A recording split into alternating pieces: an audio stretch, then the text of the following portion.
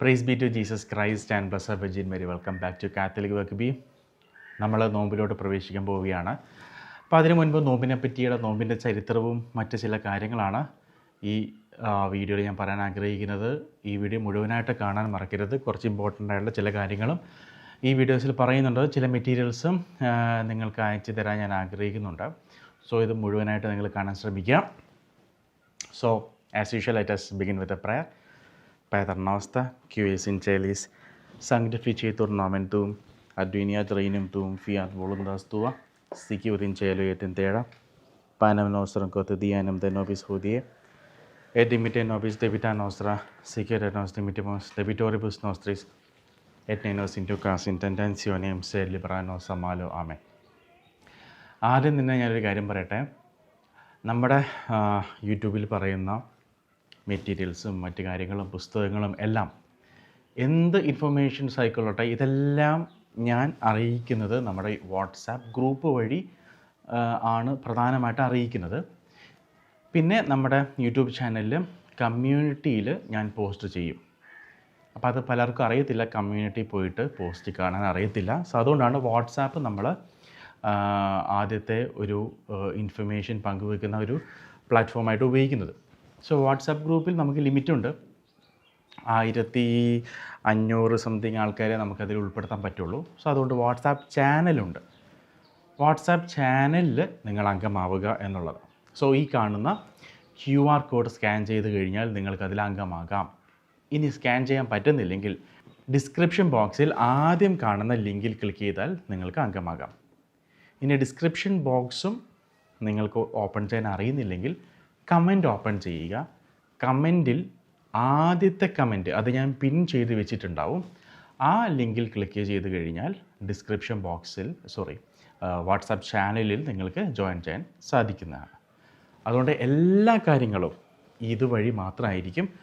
പലരും എനിക്ക് message അയക്കാറുണ്ട്, book റിലീസാകുമ്പോൾ അറിയിക്കണം, അല്ലെങ്കിൽ ആ പുസ്തകം അവൈലബിൾ ആണോ എന്ന് അറിയിക്കണം. അപ്പോൾ എല്ലാവർക്കും എനിക്ക് പേഴ്സണലി മെസ്സേജ് അയച്ച് അറിയിക്കാൻ പറ്റത്തില്ല. സോ ഇതെല്ലാം അറിയിക്കുന്നത് നമ്മുടെ വാട്സാപ്പ് ഗ്രൂപ്പിലോ വാട്സാപ്പ് ചാനലിലോ ആയിരിക്കും. വാട്സാപ്പ് ഗ്രൂപ്പ് ഓൾറെഡി ഫുള്ളാണ്. സോ വാട്സാപ്പ് ചാനൽ നിങ്ങൾ യൂസ് ചെയ്യുക. സെയിം സാധനങ്ങളൊക്കെ തന്നെയാണ് രണ്ടിലും നമ്മൾ പോസ്റ്റ് ചെയ്യുന്നത്. സോ അതുകൊണ്ട് നിങ്ങൾ ആദ്യം ഈ വീഡിയോ ഇനി തുടർന്ന് കാണുന്നതിന് മുൻപ് ആദ്യം ഇതിൽ ജോയിൻ ചെയ്ത് കഴിഞ്ഞ് നിങ്ങൾ കാണുക എന്നുള്ളതാണ്. കാരണം ഒരുപാട് പേര് മെസ്സേജ് അയക്കുന്നതുകൊണ്ട് എനിക്ക് എല്ലാവർക്കും മറുപടി തരാൻ പറ്റത്തില്ല. സോ എല്ലാ പ്രധാനപ്പെട്ട ഇൻഫർമേഷൻസും ഞാൻ ഇതിലായിരിക്കും അറിയിക്കുക. ബാക്കിയുള്ള കാര്യങ്ങൾ ഞാൻ തുടർന്ന് വീഡിയോയുടെ ഇടയ്ക്ക് ഞാൻ പറയാം. പിന്നെ മറ്റൊന്ന് എനിക്ക് നിങ്ങളോട് പറയാനുള്ളത്, കരബന്താൾ സന്ദേശങ്ങൾ എന്ന പേരിൽ പുസ്തകം ഇറങ്ങുന്നുണ്ട്. അപ്പോൾ ആ പുസ്തകം വാങ്ങിക്കാൻ ആഗ്രഹമുള്ള ആളുകൾ നിങ്ങൾ എന്ത് ചെയ്യുക, ഈ കാണുന്ന നമ്പറിൽ നിങ്ങൾ എനിക്കൊരു മെസ്സേജ് അയച്ചാൽ ഈ മാസം അവസാനത്തോടു കൂടെ പുസ്തകം നിങ്ങളിലോട്ട് എത്തുന്നതായിരിക്കും. സോ കരബന്താൾ സന്ദേശങ്ങൾ, മുന്നറിയിപ്പും അത്ഭുതവും. കരബന്താൾ മുന്നറിയിപ്പിനെ പറ്റി ലോകത്തിൻ്റെ വിവിധ ഭാഗങ്ങളിലുള്ള ദർശകർക്ക്, അത് വിശുദ്ധ ഫൗസ്റ്റീന, കരബന്താൾ വിഷനറീസ്, വിശുദ്ധ എഡ്മണ്ട്, വിശുദ്ധ വാഴ്ത്തപ്പെട്ട മരിയാത്യാഗി, അതുപോലെ തന്നെ നമ്മുടെ കേരളത്തിലെ കഞ്ചിക്കോട് റാണി ജോൺ, പിന്നെ സിസ്റ്റർ ഈ ജിൻസുർ കോലാട് മേഘാലയയിലെ, അങ്ങനെ ലോകത്തിൻ്റെ വിവിധ ഭാഗങ്ങളിലെ ആൾക്കാർക്ക് ഈ സംഭവിക്കാവുന്ന മഹാസംഭവത്തെ പറ്റിയിട്ട് ഈശോ മെസ്സേജ് കൊടുത്തിട്ടുണ്ട്. കേരളത്തിന് പുറത്തും ഇന്ത്യക്ക് പുറത്തൊക്കെ ആയിട്ട് അതെല്ലാം ക്രോഡീകരിച്ചിട്ടുള്ളൊരു പുസ്തകമാണ്. ഈ ദർശകരുടെ ഇൻ്റർവ്യൂസൊക്കെ അടങ്ങിയിട്ടുള്ള പുസ്തകമാണ്. അതുപോലെ അത്ഭുതത്തെ പറ്റിയിട്ട്, കരബന്താളിലെ ഗ്രേറ്റ് മിറാക്കിൾ വാണിംഗ് കഴിഞ്ഞിട്ട് സംഭവിക്കാവുന്ന ഗ്രേറ്റ് മിറാക്കിളിനെ പറ്റിയിട്ടുള്ള ഡീറ്റെയിൽ ആയിട്ടുള്ള കാര്യങ്ങൾ ഇതെല്ലാം ക്രോഡീകരിച്ചിട്ടുള്ള ഒരു ചെറിയൊരു പുസ്തകമാണ്. സോ താല്പര്യമുള്ളവർ ഈ കാണുന്ന നമ്പറിൽ മെസ്സേജ് അയച്ചു കഴിഞ്ഞാൽ നിങ്ങൾക്കത് ലഭിക്കും. കുറഞ്ഞ കോപ്പിയേ ഉള്ളൂ. ഇപ്പോൾ ഓൾറെഡി നല്ലൊരു ശതമാനം കോപ്പീസ് ഓർഡർ ആയി കഴിഞ്ഞു. ഇത് മുൻകൂർ ബുക്കിംഗ് ആണ്. താല്പര്യമുള്ളവർ ഈ കാണുന്ന നമ്പറിൽ വാട്സാപ്പിൽ മെസ്സേജ് അയക്കുക. മെസ്സേജ് മാത്രം അയക്കുക, ദയവേത് വിളിക്കരുത്. നിങ്ങൾ മെസ്സേജ് അയച്ചാൽ ഞാൻ റിപ്ലൈ തരുന്നതായിരിക്കും. ഓക്കെ, അപ്പോൾ ഇതാണ് എനിക്ക് പ്രധാനമായിട്ട് പറയാനുള്ളത്. സോ നമ്മൾ നോമ്പിലോട്ട് പ്രവേശിക്കാൻ പോവുകയാണ്. സീറോ മലബാറുകാർ തിങ്കളാഴ്ച നോമ്പ് തുടങ്ങും. ലാറ്റിൻ കാത്തലിക്സ് ബുധനാഴ്ചയാണ് നോമ്പ് തുടങ്ങാൻ പോകുന്നത്. അപ്പോൾ നോമ്പിൻ്റെ ചില ചരിത്രവും മറ്റു കാര്യങ്ങളും, എങ്ങനെയാണ് ഫാസ്റ്റിംഗ് എടുക്കേണ്ടത്, ടൈപ്സ് ഓഫ് ഫാസ്റ്റിങ്, ഈ ഫാസ്റ്റിങ്ങിൽ നിങ്ങൾക്ക് ഇഷ്ടമുള്ളത് ഏതാണ് നിങ്ങൾക്ക് ചൂസ് ചെയ്യാം. അതിൻ്റെ ഹിസ്റ്ററിയും മറ്റു കാര്യങ്ങളൊക്കെയാണ് നമ്മളിന്ന് കാണാൻ പോകുന്നത്. സോ ആദ്യം തന്നെ നിലവിലെ ഫാസ്റ്റിംഗ്, ഞാനൊരു ലാറ്റിൻ കാത്തലിക് ആയതുകൊണ്ട് ഞാനിതെല്ലാം പറയുന്നത് ലാറ്റിൻ റീത്തുമായി ബന്ധപ്പെട്ട കാര്യങ്ങളായിരിക്കും. സോ നിങ്ങൾ ആ രീതിയിൽ വേണം മനസ്സിലാക്കാൻ. ആദ്യം തന്നെ നമ്മുടെ നിലവിലുള്ള ഫാസ്റ്റിംഗ് എങ്ങനെയാണെന്നുള്ളത് 2 കാര്യങ്ങളുണ്ട്. ഒന്ന് ഫാസ്റ്റിംഗ് ആൻഡ് ആബ്സ്റ്റിനൻസ്, ഉപവാസവും അതുപോലെ തന്നെ ഭക്ഷണവർജനവും. ഇത് രണ്ടും രണ്ടാണ്. നമ്മൾ മൊത്തത്തിൽ ഇതിനെ ഉപവാസം, നോമ്പ് എന്ന് പറയുമെങ്കിലും ഫാസ്റ്റിങ്ങും ആബ്സ്റ്റിനൻസും ഇത് രണ്ടും രണ്ടാണ്. അപ്പോൾ എന്താണ് ഫാസ്റ്റിംഗ് എന്ന് പറഞ്ഞാൽ? Fasting is A form of penance that imposes limits on the kind or quantity of food or drink. Fasting എന്ന് പറഞ്ഞാൽ അത് പ്രത്യേക രീതിയിലുള്ള ഒരു പെനൻസാണ്. പ്രത്യേകിച്ച് ഭക്ഷണത്തെ ലിമിറ്റ് ചെയ്യുക അല്ലെങ്കിൽ ഭക്ഷണം പൂർണ്ണമായിട്ട് ഉപേക്ഷിക്കുക, ഇങ്ങനെയുള്ള കാര്യങ്ങൾക്കാണ് ഫാസ്റ്റിംഗ് എന്ന് പറയുന്നത്. ആബ്സ്റ്റിനൻസ് എന്ന് പറഞ്ഞാൽ ചില പ്രത്യേക രീതിയിലുള്ള ഭക്ഷണ സാധനങ്ങൾ മാത്രം വർജിക്കുക എന്നുള്ളതാണ്. ഭക്ഷണം കഴിക്കാം, പക്ഷേ ചില പ്രത്യേക രീതിയിലുള്ള ഭക്ഷണങ്ങൾ മാത്രം ഉപേക്ഷിക്കുന്നതാണ് ആബ്സ്റ്റിനൻസ് എന്ന് പറയുന്നത്. അപ്പോൾ ആരൊക്കെയാണ് ഇനി ഫാസ്റ്റ് ചെയ്യേണ്ടത്, ഉപവസിക്കേണ്ടത് എന്ന് നമ്മൾ കാണാൻ പോവുകയാണ്. ആരൊക്കെയാണ് ഉപവസിക്കേണ്ടത്? 18 വയസ്സ് മുതൽ 59 വയസ്സ് വരെയുള്ള എല്ലാ ആളുകളും ഫാസ്റ്റിംഗ് എടുക്കേണ്ടതാണ്. ഓക്കെ. ഇനി ആരൊക്കെയാണ് ആബ്സ്റ്റിനൻസ്, ചില പ്രത്യേക ഭക്ഷണങ്ങൾ വർജിക്കേണ്ടത് ഏത് പ്രായത്തിലുള്ളവരാണ്? അത് 14 വയസ്സ് മുതൽ ഉള്ള സകലരും ഈ ഭക്ഷണ വർജനവ് ചെയ്യേണ്ടതാണ്. മനസ്സിലായല്ലോ? ഇനി എന്താണ് ഫാസ്റ്റിങ്ങിൻ്റെ നിയമം എന്നുള്ളതാണ്. ഫാസ്റ്റിങ്ങിൻ്റെ നിയമം എന്ന് പറഞ്ഞാൽ ഒരു ദിവസം ഒരു റെഗുലർ മീലും 2 സ്മോൾ മീലും, ഒരു റെഗുലർ മീലും 2 സ്മോൾ മീൽ. ഈ 2 സ്മോൾ മീൽസ് നമ്മൾ കൂട്ടിക്കഴിഞ്ഞാൽ ഈ റെഗുലർ മീലിന് പുറത്ത് അല്ലെങ്കിൽ റെഗുലർ മീലിനേക്കാളും കൂടാൻ പാടില്ല. അത്തരത്തിലായിരിക്കണം ഈ 2 സ്മോൾ മീൽസ് നമ്മൾ കണക്ക് കൂട്ടേണ്ടത്. ഈ മെയിൻ മീലും 2 സ്മോൾ മീൽസിനും ഇടയിൽ സ്നാക്സും മറ്റു കാര്യങ്ങളും, ഇടയ്ക്ക് ചായ കുടിക്കാനും പഴംപൊരി കഴിക്കാനൊന്നും പോകാൻ പറ്റത്തില്ല. ഇതാണ് ഫാസ്റ്റിംഗ് എന്ന് പറയുന്നത്. ഞാനിപ്പോൾ പറയണത് നിലവിലെ മോഡേൺ ഡേ ഫാസ്റ്റിംഗ് ആണ് ഞാൻ പറയുന്നത്. അപ്പോൾ ഫാസ്റ്റിംഗ് എന്ന് പറഞ്ഞാൽ നമ്മുടെ മൈൻഡിൽ ആദ്യം വരുന്നത് ഫാസ്റ്റിംഗ് എന്ന് പറഞ്ഞാൽ മുഴുവൻ ഭക്ഷണം ഉപേക്ഷിക്കുക, അന്നത്തെ ദിവസം ഭക്ഷണമില്ല, അങ്ങനെയല്ല. നിയമപരമായിട്ടാണ് ഞാൻ പറയുന്നത്. ഒരു ഫുൾ മീലാവാം, 2 സ്മോൾ മീൽസ് ആവാം. 2 സ്മോൾ മീൽസ് കാൽക്കുലേറ്റ് ചെയ്ത് കഴിഞ്ഞാൽ ഒരു ഫുൾ മീലിനെ കടത്തി വെട്ടാൻ പാടില്ല. പിന്നെ ഇതിൻ്റെ ഇടയിൽ സ്നാക്സും മറ്റു കാര്യങ്ങളൊന്നും കഴിക്കാൻ പാടില്ല. ഇതാണ് ഫാസ്റ്റിംഗ്. ഫാസ്റ്റിംഗ് എപ്പോഴൊക്കെയാണ് എടുക്കേണ്ടതെന്ന് ചോദിച്ചാൽ ആഷ് വെനസ്ഡേ, അതായത് ക്ഷാരബുധൻ, പിന്നെ ഗുഡ് ഫ്രൈഡേ. ഈ 2 ദിവസമേ ഫാസ്റ്റിംഗ് ഉള്ളൂ. നിയമപരമായിട്ട് ഈ 2 ദിവസമേ ഫാസ്റ്റിംഗ് ഉള്ളൂ. ഒന്ന് ആഷ് വെനസ്ഡേ, നോമ്പ് തുടങ്ങുന്ന ദിവസം ഈ പറയുന്ന ഫാസ്റ്റിംഗ് എടുക്കണം. അതുപോലെ തന്നെ ഗുഡ് ഫ്രൈഡേ, ദുഃഖവെള്ളിയുടെ അന്നും ഫാസ്റ്റിംഗ്. ഈ 40 ദിവസത്തെ നോമ്പിനിടയിൽ ഈ പറയുന്ന 2 ദിവസമേ ഫാസ്റ്റിംഗ് ഉള്ളൂ നിയമപരമായിട്ട്. ആക്ച്വലി സിറോ മലബാറുകാർക്ക് 50 ദിവസത്തെ നോമ്പാണ്. ലാറ്റിൻ കാത്തലിക്സിന് ശരിക്കും പറഞ്ഞാൽ 46 ദിവസത്തെ നോയമ്പാണ്. അതായത് തേഴ്സ്ഡേ വരെ, പെസഹ വ്യാഴാഴ്ച വരെയാണ് ഫാസ്റ്റിംഗ്. അപ്പോഴും ഈ 46 ദിവസത്തെ നോമ്പ് എന്നല്ല പറയുന്നത്, 40 ദിവസത്തെ നോമ്പെന്നാണ് പറയണത്. അതിന് കാരണം സൺഡേസ് ഇല്ലീഗലാണ് നോമ്പെടുക്കുന്നതും പരിഹാര പ്രവൃത്തികളും മറ്റും ചെയ്യാൻ പാടില്ല എന്നാണ് പറയേണ്ടത്. അപ്പോൾ സൺഡേസ് നോമ്പിൽ കൂട്ടുന്നില്ല. അതുകൊണ്ടാണ് സീറോ മലബാർ പീപ്പിൾസിന് 50 ദിവസവും ലാറ്റിൻകാർക്ക് 40 ദിവസവും വരുന്നത്. ശരിക്കും ലാറ്റിൻ കാത്തലിക്സിന് 46 ഉണ്ട്. പക്ഷേ ആ 6 ദിവസം എന്ന് പറയുന്നത് 6 സൺഡേസാണ്. ആ 6 സൺഡേസ് ഒഴിവാക്കിയിട്ടാണ് 40 ദിവസത്തെ നോമ്പ് എന്ന് പറയുന്നത്. അപ്പോൾ ഈ 40 ദിവസത്തെ നോയമ്പിൽ ആഷ് വെനസ്ഡേയും ഗുഡ് ഫ്രൈഡേ ആണ് ഫാസ്റ്റിംഗ് എടുക്കുന്നത്, ഞാൻ നേരത്തെ പറഞ്ഞ കണക്ക് പ്രകാരം. അടുത്തത് ആബ്സ്റ്റിനൻസ്, ഭക്ഷണവർജനവ്. അപ്പോൾ ഈ 40 ദിവസത്തിനിടയിൽ ഏതൊക്കെ ദിവസമാണ് ചില പ്രത്യേക സാധനങ്ങൾ വർജിക്കേണ്ടത് എന്നാണ്. മാംസമാണ് പ്രധാനമായിട്ടും വർജിക്കുന്നത്. ഇത് വർജിക്കേണ്ടത് ആഷ് വെനസ്ഡേ, നോമ്പിനിടയിലുള്ള എല്ലാ ഫ്രൈഡേയ്സും പിന്നെ ഗുഡ് ഫ്രൈഡേ, ഈ ദിവസങ്ങളിൽ മാത്രമാണ് ഭക്ഷ്യ സാധനം വർജിക്കേണ്ടത്.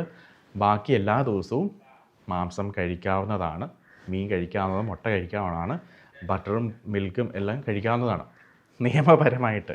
അപ്പോൾ നമ്മൾ ചിന്തിക്കും നമ്മളിങ്ങനെ നല്ലല്ലോ ചെയ്യുന്നത്, നമ്മൾ 40 ദിവസം നോമ്പെടുക്കുന്നുണ്ടല്ലോ. അത് നമ്മുടെ സീറോ മലബാർ ആൾക്കാരുടെ ആ ഒരു പാരമ്പര്യം. നമ്മൾ മിക്സഡ് കൾച്ചറിലാണ് ജീവിക്കുന്നത്. അവർ ഈസ്റ്റേൺ ചർച്ചിൻ്റെ ട്രഡീഷനിൽ നോയമ്പൊക്കെ വളരെ സ്ട്രോങ് ആണ്. 25 നോയമ്പ് പോലും ലാറ്റിൻ കാത്തലിക്സിന് കേരളത്തിൽ മാത്രമേ ഉള്ളൂ 25 നോയമ്പ്. കേരളത്തിന് പുറത്തോട്ട് 25 നോയമ്പെന്ന് പറഞ്ഞാൽ ആർക്കും അറിയത്തില്ല. ആ 25 നോയമ്പ് പോലും ലാറ്റിൻകാർ ചെയ്യുന്നത് സീറോ മലബാറുകാർ ചെയ്യുന്നത് കൊണ്ടാണ്. എൻ്റെ ഒരു ഒരു ഇതാണ്, ഞാൻ മനസ്സിലാക്കിയ കാര്യമാണ്. നിങ്ങൾക്ക് തിരുത്താം, കമൻറ്റ് ബോക്സിൽ നിങ്ങൾക്ക് ഇതിൻ്റെ ചരിത്രം പറയാം. അപ്പോൾ ഞാൻ മനസ്സിലാക്കിയിരിക്കുന്നത് ഇങ്ങനെയാണ്. കാരണം ഞാൻ വർക്ക് ചെയ്തിട്ടുണ്ടായിരുന്ന സ്ഥാപനത്തിൽ സ്പാനിഷ് മിഷനറീസാണ് അവിടെ അത് നടത്തുന്നത്. അപ്പോൾ അവർക്ക് 25 നോയമ്പെന്ന് പറഞ്ഞാൽ അവർക്ക് അറിയില്ല, 8 നോയമ്പെന്ന് പറഞ്ഞാൽ അറിയത്തില്ല. അതുപോലെ 3 നോയമ്പ് അവർക്കറിയില്ല. അവർക്ക് ആകെ അറിയുന്നത് ഈ ഈസ്റ്റർ നോയമ്പ് മാത്രമാണ്. അപ്പോൾ നമ്മുടെ ഇവിടെ നോയമ്പും ഉപവാസവും എന്നൊക്കെ പറയുമ്പോൾ നമ്മൾ ചെയ്തുകൊണ്ടിരിക്കുന്നത് നല്ല കാര്യമാണ്, അത് ഫോളോ ചെയ്യുക. ഞാൻ ഈ കാലാന്തരത്തിൽ വന്ന മാറ്റമാണ് ഞാനിവിടെ പറയുന്നത്, നിലവിലെ നിയമമാണ് ഞാൻ പറയുന്നത്. ഫാസ്റ്റിങ്ങും ആബ്സ്റ്റിനൻസും എങ്ങനെയാണെന്നുള്ളത്. സോ ഫാസ്റ്റിങ് ഞാൻ പറഞ്ഞു കഴിഞ്ഞു. ആബ്സ്റ്റിനൻസ് ഇങ്ങനെയാണ്. ഭക്ഷണ സാധനങ്ങൾ പ്രത്യേകിച്ച് മാംസം വർജിക്കേണ്ടത് ആഷ് വെനസ്ഡേ, പിന്നീടുള്ള എല്ലാ വെള്ളിയാഴ്ചകളും, പിന്നെ ഗുഡ് ഫ്രൈഡേ. ഈ ദിവസങ്ങളിലാണ് മാംസം വർജിക്കേണ്ടത്. ഇതാണ് നിയമപരമായിട്ട് സഭ നമ്മളോട് നിർബന്ധമായിട്ട് ചെയ്യണമെന്ന് പറയുന്നത്. ഇനി ഫാസ്റ്റിങ്ങിൽ നിന്നും ആബ്സ്റ്റിനൻസിൽ നിന്നും ആരൊക്കെയാണ് ഒഴിവാക്കപ്പെട്ടിട്ടുള്ളത്? ഒന്ന്, ഈ പറഞ്ഞ പ്രായത്തിന് പുറത്തുള്ള ആളുകൾ. രണ്ടാമത് sick and the infirm and who cannot fast without positive injury to their health. ഉദാഹരണം, ഡയബറ്റിക് പേഴ്സൺസ്, അല്ലെങ്കിൽ കിടപ്പിലായിട്ടുള്ളവർ, രോഗം ബാധിച്ചവർ, ഇങ്ങനെയുള്ളവർക്കൊക്കെ ഇതിൽ നിന്ന് ഒഴിവുണ്ട്. മൂന്നാമതായിട്ട് those who suffer from mental health illness, മാനസിക പ്രശ്നങ്ങളുള്ള ആളുകൾ, ചില ഈറ്റിംഗ് ഡിസോർഡേഴ്സ് ഉള്ള ആളുകൾക്ക്. അവർ ചിലപ്പം ഭക്ഷണമൊന്നും ശരിക്കും കഴിക്കാത്ത ആൾക്കാരായിരിക്കും, കഴിക്കാൻ അറിയത്തില്ല, ആരെങ്കിലുമൊക്കെ കൂടണമെങ്കിൽ ഭക്ഷണം കഴിക്കത്തുള്ളൂ. അപ്പോൾ അങ്ങനെയുള്ളവർ ഇതിൽ നിന്ന് ഒഴിവാക്കിയിട്ടുണ്ട്. പിന്നെ pregnant or nursing woman according to need for meat or nourishment. Pregnant ലേഡീസിന് അവർക്ക് പ്രോട്ടീൻസിന് മുട്ടയും മീറ്റൊക്കെ കഴിക്കേണ്ടി വരും. അപ്പോൾ അങ്ങനെയുള്ളവർക്ക് ഒഴിവുണ്ട്. പിന്നെ those who are suffering from extreme poverty, അതിദാരിദ്ര്യത്തിൽ ഉള്ളവർ ഇതിൽ നിന്ന് ഒഴിവാക്കിയിട്ടുണ്ട്. Manual labours who feel that they cannot perform the work properly when they fast and that they thereby injure their health. അവരുടെ ജോലിക്ക് ആരോഗ്യം, കലോറീസ് ആവശ്യമാണ്. സോ അങ്ങനെയുള്ളവർ, കായികമായിട്ട് അധ്വാനിക്കുന്ന ആളുകൾക്ക് അവർക്ക് തോന്നുവാണ് ഈ ജോലി ചെയ്യാൻ എനിക്ക് എനർജി വേണം, സോ ഇങ്ങനെ ഈ രീതിയിൽ ഫാസ്റ്റിംഗ് എടുത്താൽ പറ്റത്തില്ല എന്ന് ചിന്തിക്കുന്ന ആളുകൾക്കും ഇതിൽ നിന്ന് ഒഴിവുണ്ട്. മറ്റൊന്ന്, employees whose jobs require them to be attentive. വളരെ ശ്രദ്ധയോടുകൂടെ ജോലി ചെയ്യേണ്ട ആൾക്കാർക്ക് ആരോഗ്യം വളരെ മസ്റ്റാണ്. പലരും ഫാസ്റ്റിംഗ് എടുക്കുന്ന ആൾക്കാർ പറയാറുണ്ട്, ഭക്ഷണം കഴിക്കാത്ത സമയത്ത് കൈ അവർക്ക് വിറക്കും, ഷുഗർ കുറയുന്നു എന്നൊക്കെയുള്ളത്. അപ്പം ഒരു ഓപ്പറേഷൻ ചെയ്യുന്ന ഡോക്ടറാണെങ്കിൽ വളരെ ശ്രദ്ധയോടുകൂടെ അവർക്ക് ചെയ്യണം. So policeman, doctors, nurses on duty, ഇങ്ങനെയുള്ളവർക്ക് അങ്ങനെ വളരെ അറ്റൻറ്റീവായിട്ട് അത്രയും ശ്രദ്ധ കൊടുത്ത് ജോലി ചെയ്യേണ്ട ആൾക്കാർക്ക് ഇതിൽ നിന്ന് ഒഴിവുണ്ട്. Those who through traveling, working or stopping away from home have scarcely anything else at the time to eat. യാത്ര ചെയ്യുന്നവർ, ജോലി ചെയ്യുന്നവർ, വീട്ടിൽ നിന്നും ദൂരെ പോയിട്ടുള്ളവർ, അതായത് നിങ്ങൾ വലിയൊരു യാത്രയിലാണ്, നിങ്ങൾക്ക് ഭക്ഷണമൊന്നും ഈ പറഞ്ഞ പോലെ കറക്റ്റ് ടൈമിന് കഴിക്കാൻ പറ്റത്തില്ല എന്ന് തോന്നുന്ന ആളുകൾ അവരുടെ ജീവൻ നിലനിർത്താൻ അവർക്ക് കഴിക്കാവുന്നതാണ്. ഇതൊക്കെയാണ് ഫാസ്റ്റിങ്ങിൻ്റെ ചില നിയമങ്ങളെന്ന് പറയുന്നത്. അപ്പോൾ നമുക്കറിയാം, ഈ നിയമവും എടുത്തിട്ട് നമ്മൾ മോശയുടെയും ഏലിയ പ്രവാചകൻ്റെയും ഏലീശ പ്രവാചകൻ്റെ അടുത്ത് പോയാൽ ഈ നിയമം അവരുടെ കയ്യിൽ കാണിച്ചു കൊടുത്താൽ അവരുടെ അടുത്ത് ഇങ്ങനെ ഇത് പറപ്പിക്കും. എന്നിട്ട് പറയും, ഇതിലും നല്ലത് നീ ഫാസ്റ്റിംഗ് എടുക്കാതിരിക്കുന്നതാണെന്ന് പറയും. നമ്മൾ മനസ്സിലാക്കേണ്ടത്, സഭ നമുക്ക് പറഞ്ഞു തരുന്നത് എപ്പോഴും ആർക്കും ചെയ്യാൻ പറ്റുന്ന ഏറ്റവും ബേസിക് ആയിട്ടുള്ള കാര്യമാണ്. ആണ്ടിലൊരിക്കലെങ്കിലും കുമ്പസാരിക്കണം. അത് ആർക്കും ചെയ്യാവുന്നതാണ്. അതെ, അങ്ങനെയെങ്കിലും നീ ഒന്ന് കുമ്പസാരിക്കടേ എന്നാണ് സഭ പറയണത്. അപ്പോൾ എന്ന് വെച്ചാൽ നമ്മൾ ആണ്ടിലൊരിക്കൽ മാത്രമേ കുമ്പസാരിക്കത്തുള്ളൂ എന്ന് തീരുമാനിച്ചാലോ? ഒക്കെ നിയമം അങ്ങനെ പറയും. അതുകൊണ്ട് ഞാൻ ആണ്ടിലൊരിക്കൽ മാത്രമേ കുമ്പസാരിക്കുള്ളൂ എന്ന് പറഞ്ഞാൽ അവസ്ഥയിലുള്ള നീ ആ കുമ്പസാരത്തിന് മുമ്പ് മരിച്ചോ എന്ത് ചെയ്യും? സോ നമുക്ക് കൃപാപരാവസ്ഥയിൽ നിലനിൽക്കണമെങ്കിൽ വിശുദ്ധർ ചെയ്തതുപോലെ 7 ദിവസം കൂടുമ്പോൾ നമ്മൾ കുമ്പസാരിക്കണം. അപ്പോൾ കടപ്പെട്ട ദിവസങ്ങളിൽ മാത്രമേ നമുക്ക് കുർബാനയ്ക്ക് പോകേണ്ടതുള്ളൂ. പക്ഷേ നമ്മൾ ഈശോയുടെ സ്നേഹത്തിൽ നിലനിൽക്കണമെങ്കിൽ നമ്മൾ ഡെയിലി നമ്മൾ കുർബാനയ്ക്ക് നമ്മൾ പോകുന്നു എന്ന് പറയണത് പോലെയാണ്. അപ്പം ഞാൻ ഈ പറഞ്ഞതെല്ലാം നിയമമാണ്. ഇപ്പം മലയാളികളായിട്ടുള്ള ലാറ്റിൻ കാത്തലിക്സും സീറോ മലബാർ കാത്തലിക്സും മലങ്കര കാത്തലിക്സിൻ്റെ കാര്യം എനിക്കൊന്നും അറിയത്തില്ല. എനിക്കാകെ മലങ്കര കത്തോലിക്കരുടെ എനിക്കറിയാവുന്ന ഒരേ ഒരു കാര്യം ഫാദർ ഡാനിയൽ പൂവണ്ണത്തിൽ മാത്രമാണ് എനിക്ക് അവരുടെ സഭയെപ്പറ്റി ആകെ അറിയാവുന്നത്. ബാക്കി എനിക്കൊന്നും അറിയത്തില്ല. സോ നമ്മളിപ്പം ഫോളോ ചെയ്ത് പോവുക. നിയമമാണ് ഞാൻ പറഞ്ഞത്. ഇൻ കേസ് നിങ്ങൾ നോമ്പ് തുടങ്ങി ഒരു ബുധനാഴ്ച ദിവസം മാംസം കഴിച്ചുപോയി, അറിയാതെ പെട്ടെന്ന് കഴിച്ചുപോയി, നോമ്പ് മുറിഞ്ഞു എന്നൊന്നും പറയണ്ട. നിയമപ്രകാരം നോമ്പ് മുറിഞ്ഞിട്ടില്ല, നമ്മളത് ഉപേക്ഷിക്കുക. അത് നമുക്ക് പറ്റിപ്പോയി, നമ്മൾ വീണ്ടും നോമ്പ് തുടരുക എന്നുള്ളത്. നോമ്പ് മുറിഞ്ഞു, 3-ാം ദിവസം നോമ്പ് മുറിഞ്ഞു, ഇനി ബാക്കിയുള്ള 40 ദിവസം അല്ലെങ്കിൽ 37 ദിവസവും ഈ ഞാൻ നോമ്പെടുക്കുന്നില്ല എന്ന പരിപാടിയൊന്നുമില്ല. ആ ദിവസം അറിയാതെ പറ്റി, നോ പ്രോബ്ലം, നീ അതങ്ങ് കംപ്ലീറ്റ് ചെയ്യുക, നീ ഭക്ഷണം കളയണ്ട, അതങ്ങ് കംപ്ലീറ്റ് ചെയ്യുക. നിയമപരമായിട്ട് നീ ഒരു തെറ്റും ചെയ്തിട്ടില്ല. നീയും ഈശോ തമ്മിലുള്ള ആ ഒരു ബന്ധത്തിൽ നീ വാക്ക് കൊടുത്തിട്ടുണ്ടാവും, ഞാൻ ഇങ്ങനെയൊന്നും കഴിക്കത്തില്ല, ചോക്ലേറ്റ് കഴിക്കത്തില്ല, ഐസ്ക്രീം കഴിക്കത്തില്ല. അത് ഈശോയോട് പറഞ്ഞ് ഈശോയ്ക്ക് മനസ്സിലാവും എന്ന് വെച്ചിട്ട് ആ ഒരു തെറ്റ് പറ്റിയെന്ന് വെച്ച് ബാക്കി മുഴുവൻ ദിവസവും നോമ്പെടുക്കാതിരിക്കേണ്ട ആവശ്യമില്ല എന്നുള്ളതാണ്. അപ്പം ഞാൻ ഇതിൽ പറയുന്ന കാര്യങ്ങളുടെ PDF എല്ലാം ഞാൻ വാട്സാപ്പ് ഗ്രൂപ്പിൽ ഞാൻ ഷെയർ ചെയ്യുന്നതായിരിക്കും, വാട്സാപ്പ് ചാനലിൽ ഞാൻ ഷെയർ ചെയ്യുന്നതായിരിക്കും. സോ ഞാൻ NSTIയുടെ ഒരു PDF ഞാൻ ഗ്രൂപ്പിൽ ഷെയർ ചെയ്യാം. ഈ നോമ്പ് കാലത്ത് നമുക്ക് ചെയ്യാൻ പറ്റുന്ന ചില കാര്യങ്ങൾ.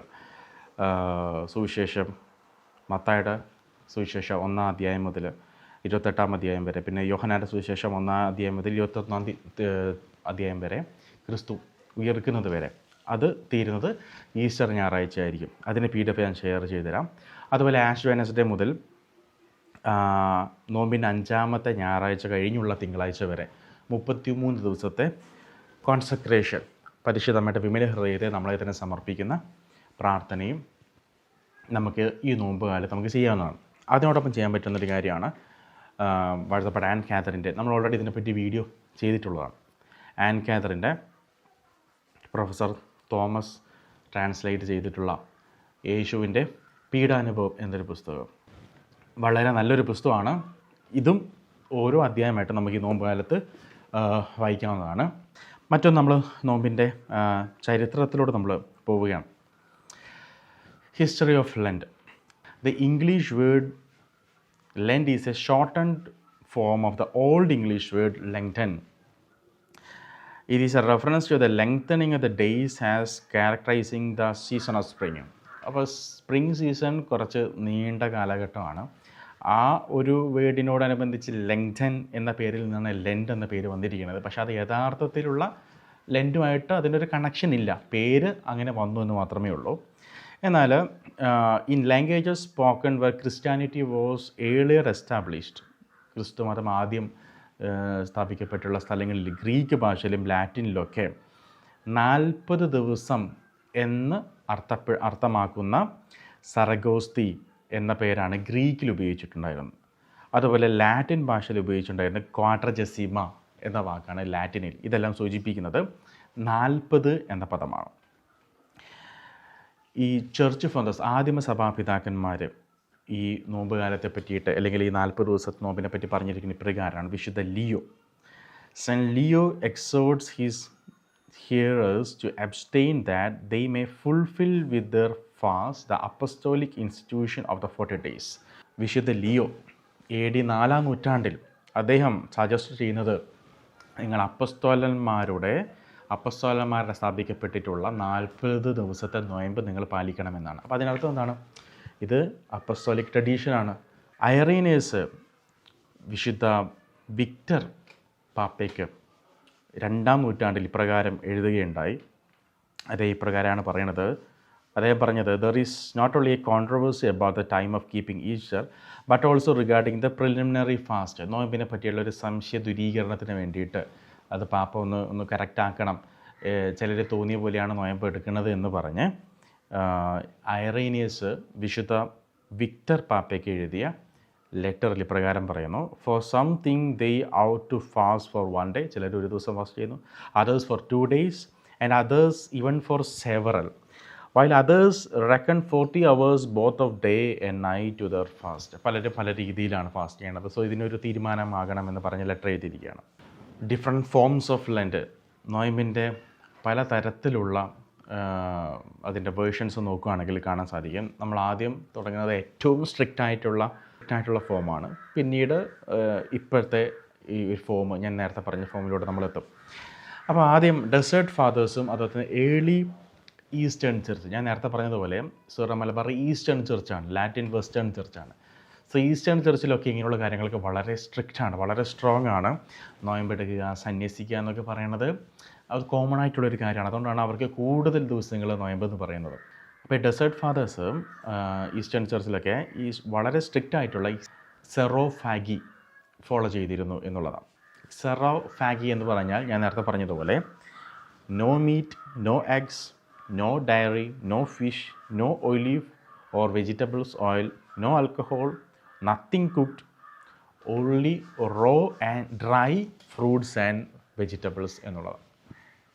ഇതൊന്നുമില്ല, മീനില്ല, മുട്ടയില്ല, പാൽ ഐറ്റംസ് ഇല്ല, ബട്ടർ ഇല്ല, ഒലിവ് ഓയിലില്ല, വെജിറ്റബിൾസ് ഓയിലില്ല, മദ്യമില്ല, ഒന്നും കുക്കിംഗ് ആയിട്ടുള്ള തീ കൊണ്ട് ഉപയോഗിക്കുന്ന ഒരു പരിപാടിയില്ല.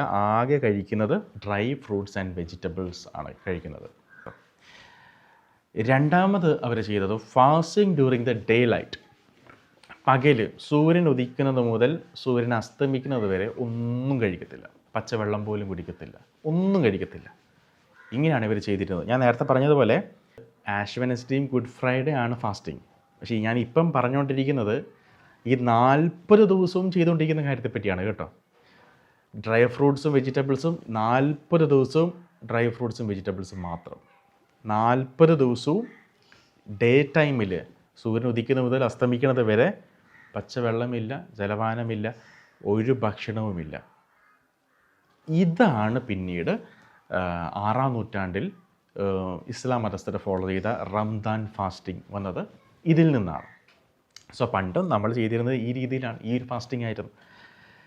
മറ്റൊന്ന്, the 2 to 3 days prior to Easter Sundays are a strict fast of no calories. രണ്ടാമത് പറഞ്ഞ പോയിന്റിൽ സൂര്യ അസ്തമയത്തിന് ശേഷം അല്പം ഭക്ഷണം കഴിക്കുന്നുണ്ട്. എന്നാൽ മൂന്നാമത് ഇവർ ചെയ്തിരുന്നത് ഈസ്റ്ററിന് മുൻപുള്ള 3 ദിവസങ്ങൾ, പെസഹ വ്യാഴം, ദുഃഖവെള്ളി, ദുഃഖശനി എന്ന് പറയുന്നത് വിത്ത് നോ കലോറീസ്, ഒന്നും കഴിക്കത്തില്ല. 3 ദിവസം, അതായത് ഓൾമോസ്റ്റ് 72 മണിക്കൂറോളം ഒന്നും കഴിക്കത്തില്ല. അവർ ഉദ്ദാന തിരുനാളിനായിട്ട് അവർ ഒരുങ്ങിയാണ്. ആ 3 ദിവസം അവരൊന്നും കഴിക്കത്തില്ല എന്നുള്ളതാണ്. നാലാമത് അന്ന് ചെയ്തിരുന്നത് എന്ന് പറയുമ്പോൾ ഏകദേശം ഒരു 800s വരെ, AD 8-ാം നൂറ്റാണ്ടൊക്കെ വരെ ഇങ്ങനെയായിരുന്നു. The married laity until 800s were expected. അവർ ചെയ്തതെന്ന് വെച്ചാൽ ഇവൻ വിവാഹിതരായ ആളുകൾ പോലും ഈ 800 വർഷക്കാലം വരെ ഇങ്ങനൊരു സിസ്റ്റം ഉണ്ടായിരുന്നു. വിവാഹിതരാണെങ്കിലും ഈ 40 ദിവസവും അവർ ദാമ്പത്യ ബന്ധത്തിൽ ഏർപ്പെടില്ല. അതൊരു വർജനമായിട്ട് അവർ കാണുകയാണ്. ഈ കാരണം കൊണ്ടാണ് നോമ്പ് കാലത്ത് വിവാഹം നടത്തി കൊടുക്കാത്തത് എന്നും പറയപ്പെടുന്നു. ഇനി ഇതാണ് അന്നത്തെ കാലത്ത്. ഇതുകൊണ്ടാണ് എക്സോസിസ്റ്റുകൾ പറയുന്നത് പണ്ട് യേശുനാമം ഉച്ചരിച്ചാൽ പിശാചുകൾ പുറത്തു പോകുമായിരുന്നു, പെട്ടെന്ന് തന്നെ പോകുമായിരുന്നു. ചെറിയൊരു പ്രാർത്ഥന മതി, ഒരു നന്മ നിറഞ്ഞ മറിയമേ പ്രാർത്ഥന മതി, ഒരു ആവ് ഫാദർ മതി, യേശുവിൻ്റെ മാതാവിൻ്റെ പേര് ഉപയോഗിച്ചാൽ മതി, പിശാച് പുറത്തു പോകും. എന്നാൽ ആധുനിക കാലത്തെ എക്സോസിസ്റ്റുകളായിട്ടുള്ള ഫാദർ ചാഡ് ട്രിപ്പറുകളെ പോലെയുള്ളൊക്കെയുള്ള വൈദികർ പറയുന്നത് ഇന്ന് ഒരു ഡീമൻ പുറത്തു പോകണമെങ്കിൽ 1 വർഷത്തിലധികം എടുക്കുമെന്ന്, ഓൾമോസ്റ്റ് അല്ലെങ്കിൽ 1 വർഷത്തോളം എടുക്കുമെന്നാണ് അവർ പറയുന്നത്. അതിൻ്റെ കാരണം യേശുനാമത്തിൻ്റെ ശക്തി കുറഞ്ഞതുകൊണ്ടോ ഒന്നുമല്ല.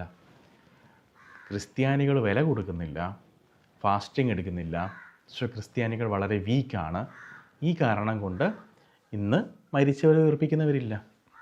ഇന്ന് നമുക്ക് IELTS പാസ്സാവാനും ജോലി നടക്കാനും ഇങ്ങനെയുള്ള കുഞ്ഞു കുഞ്ഞു തലവേദന മാറാനും ചെറിയ രോഗങ്ങൾ മാറാനും ഒക്കെയുള്ള സൂപ്പർ നാച്ചുറൽ പവറുകളുള്ള ആൾക്കാർ ഇപ്പോൾ ഉള്ളൂ. മരിച്ചവരെ ഉറപ്പിക്കുന്നതായിട്ട് നമ്മൾ കഴിഞ്ഞ 100 വർഷത്തിനിടെ നമ്മൾ കേൾക്കുന്നില്ല, പബ്ലിക്കായിട്ട് കേൾക്കുന്നില്ലേ, രഹസ്യമായിട്ട് നടക്കുന്നുണ്ടെന്ന് എനിക്കറിയത്തില്ല.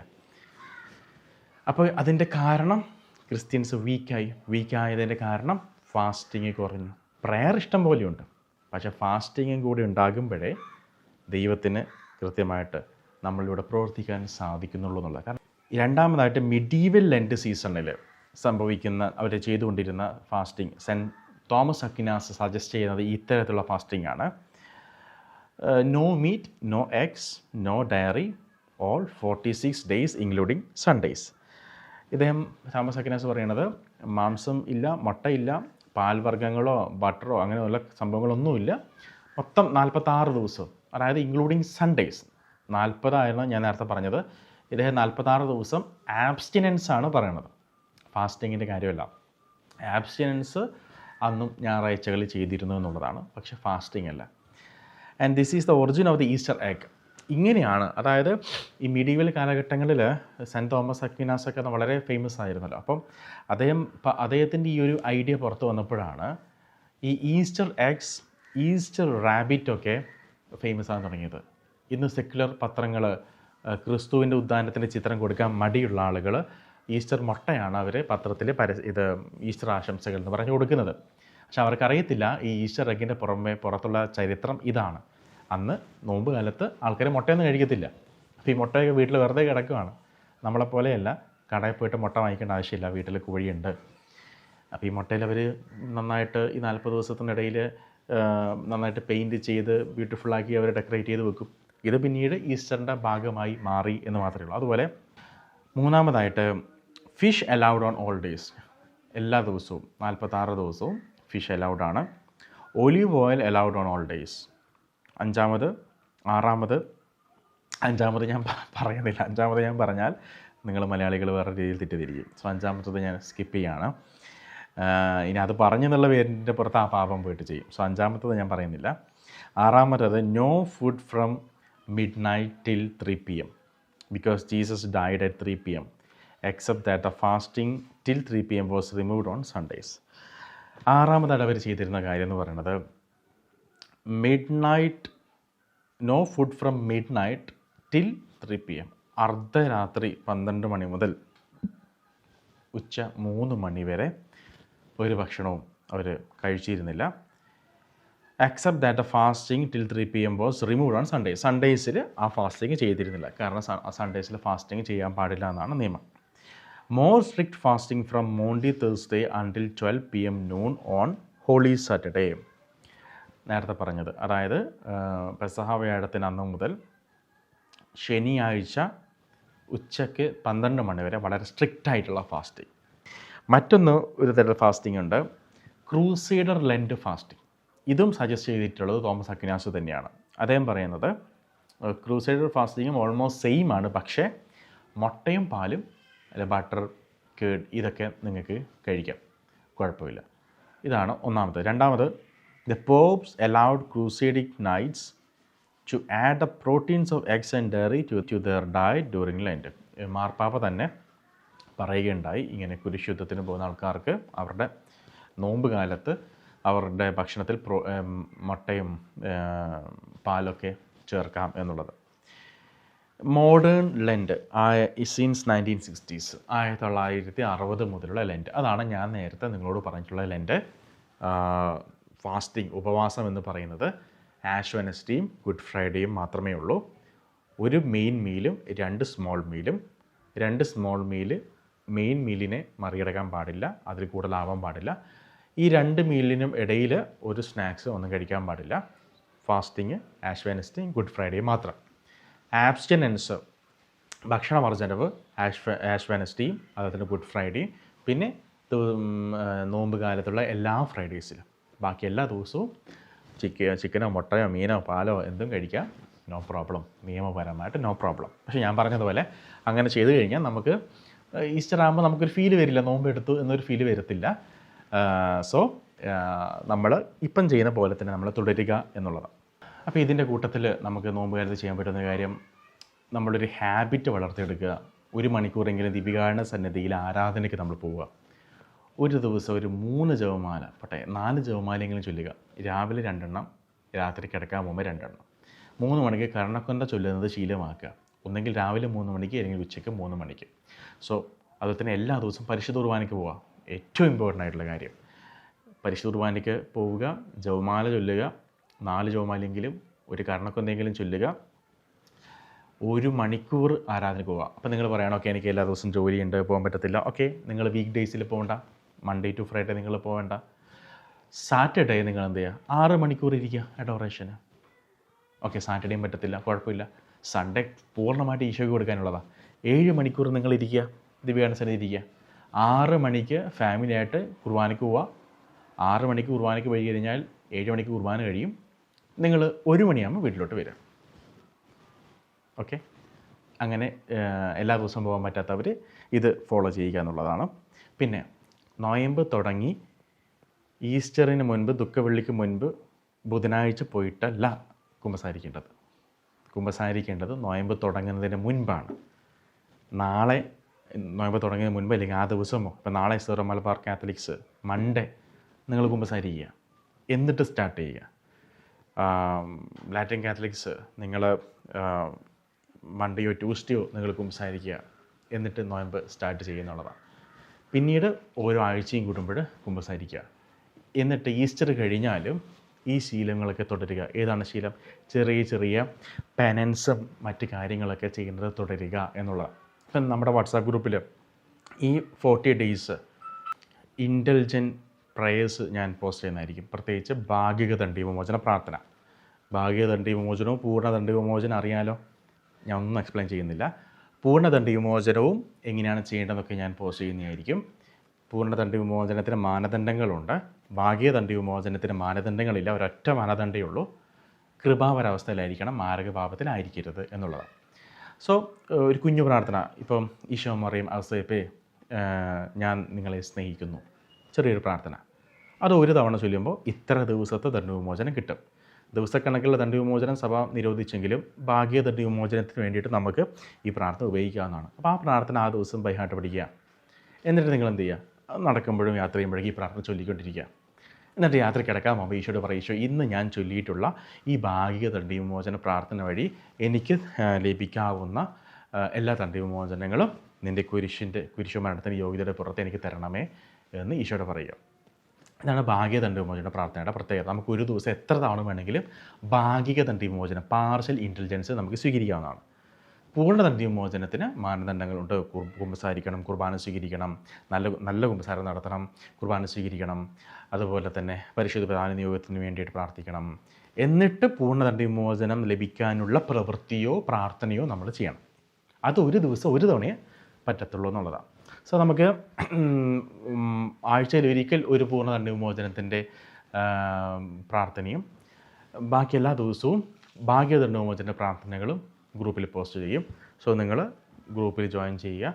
ആ പ്രാർത്ഥന ഒരു സുഹൃത്ത് ജപം പോലെ ചൊല്ലിക്കൊണ്ടിരിക്കുക എന്നുള്ളതാണ്. അങ്ങനെ 50 ദിവസം അല്ലെങ്കിൽ 40 ദിവസം നോമ്പ് കഴിയുമ്പോഴേക്കും നമ്മൾ ഇന്ന് വരെ ചെയ്തിട്ടുള്ള സകല പാപകടങ്ങളും തീർത്ത് പുതിയൊരു മനുഷ്യനായിരിക്കണം ഈസ്റ്റർ ദിവസം ഉയർത്തെഴുന്നേൽക്കേണ്ടത്.